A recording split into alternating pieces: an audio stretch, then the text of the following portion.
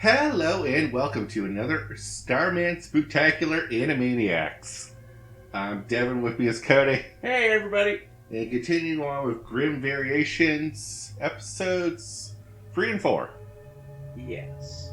Which are Hansel and Gretel and the Elves and the Shoemaker.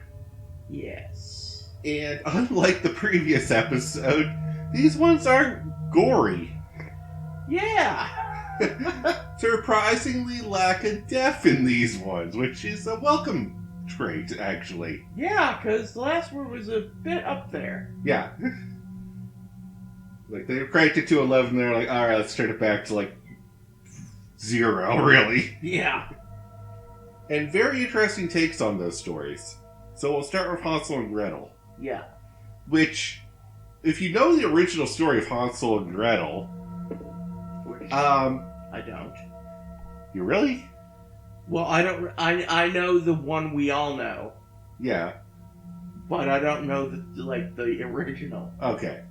The one that we all know is what I'm more referring to, Okay, anyway. yes. I don't expect everyone to know the exact original stories of all these stories, because they're hard to dig up now. Mm-hmm. Because they don't want them to know they exist. Yeah, they're kind of like a hush-hush, this is how it really went. Don't ignore that other one that went horribly awry. Yeah. But yeah, you're expecting the witch to be the villain, the kids to outsmart the witch and put her in an oven, and then return back home and everyone's happy. We got none of that! None of that! The only thing that this took was there was Hansel and Gretel, there was a witch, and that's it. Mm-hmm. I was not expecting us to be on a space station, in space, on a human survival program where we're training kids to survive back on Earth. Yeah. Because Earth had become inhospitable at the time. Yeah. So, very big, elaborate strokes of your own creativity there. Yeah. I like how you called it too.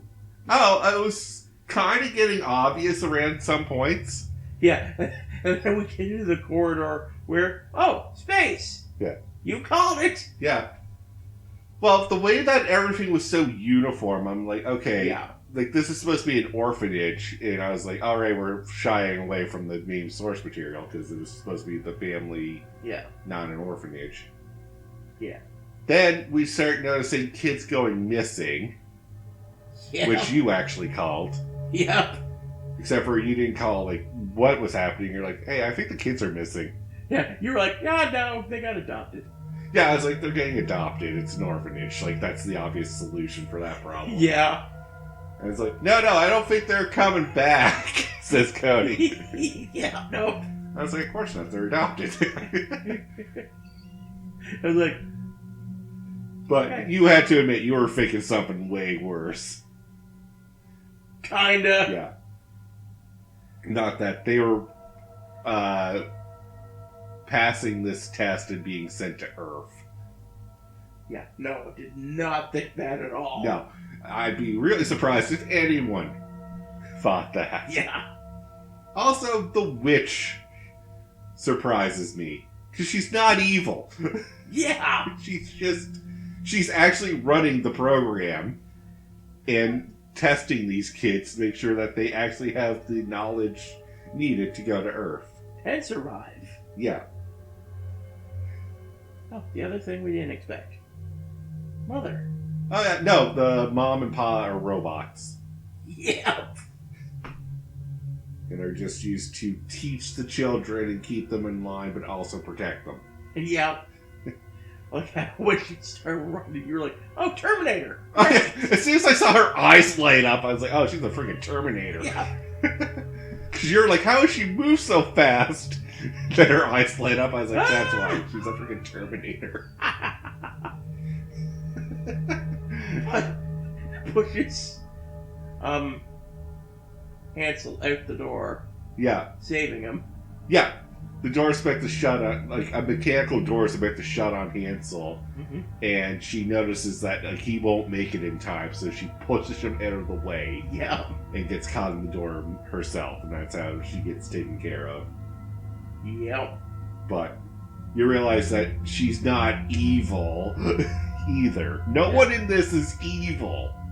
For once. Yeah.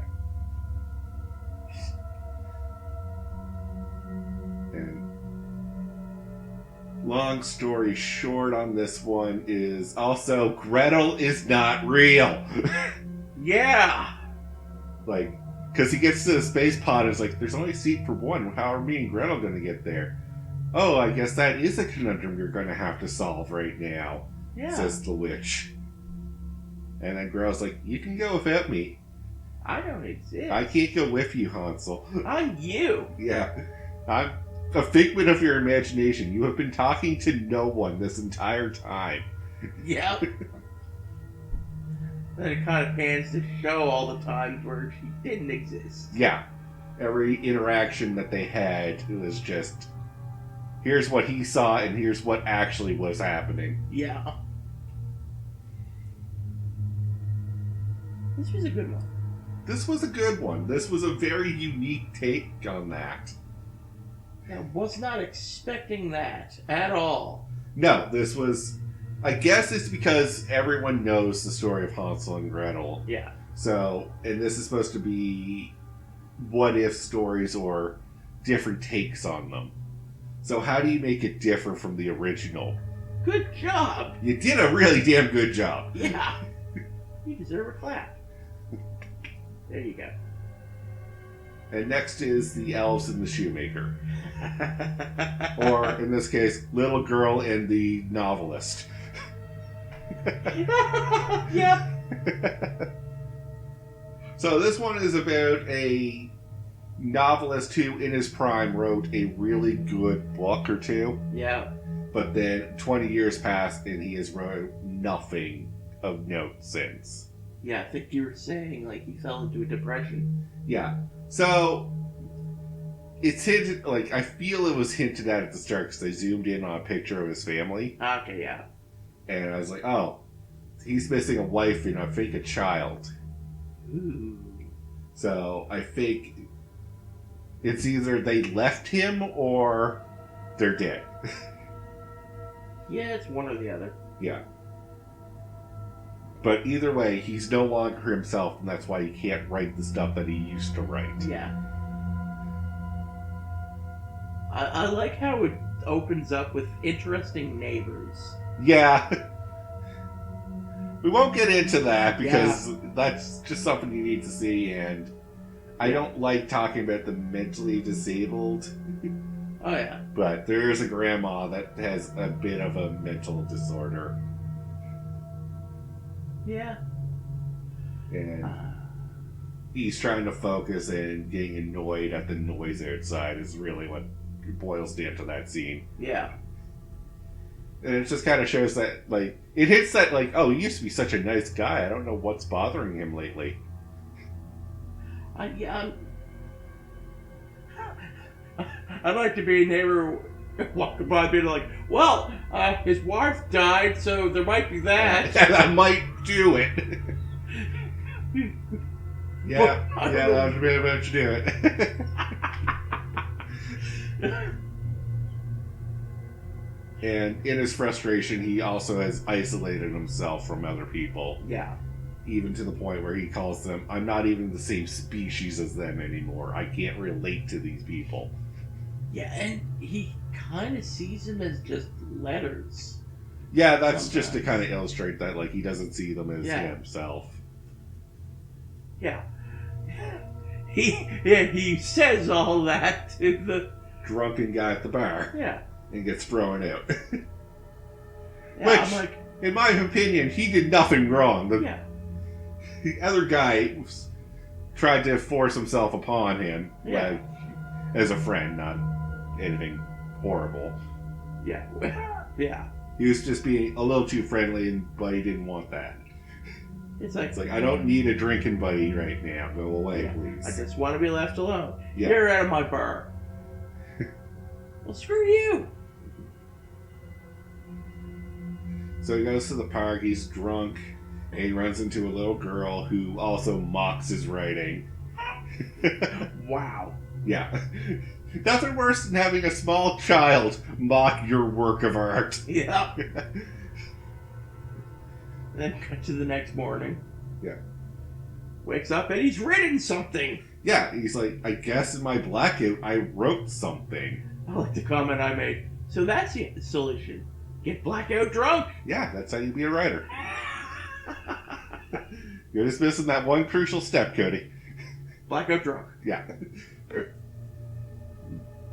So he submits it to his editor just as a, like, I hope this gets lost in the mail and then he has to pay me a losing fee.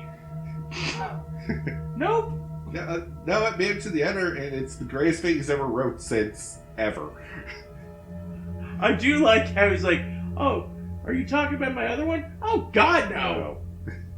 That other one was a joke, right? Like, you were just, like, warming up. Like, no, I put my heart and soul in that one. Now, this new one that you don't even know you wrote, that's the shit.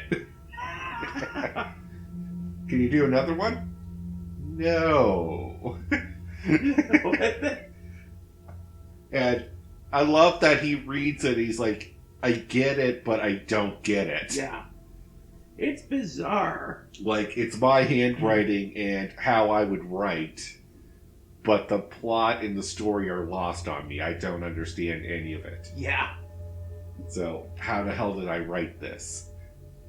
Yeah. Trying to remember if he went out drinking again. Oh no, he got rejected twice after submitting something he wrote himself. Yeah.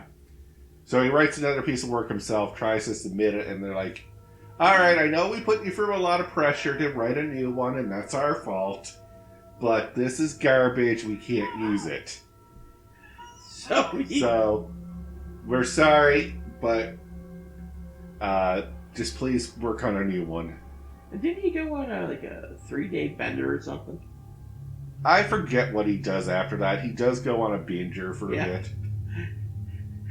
Editor comes in. Oh, good, you're alive. Yeah, like, he calls his editor drunk and like tries to confess the truth. He's like, I never wrote that. That's not my work. That's plagiarism.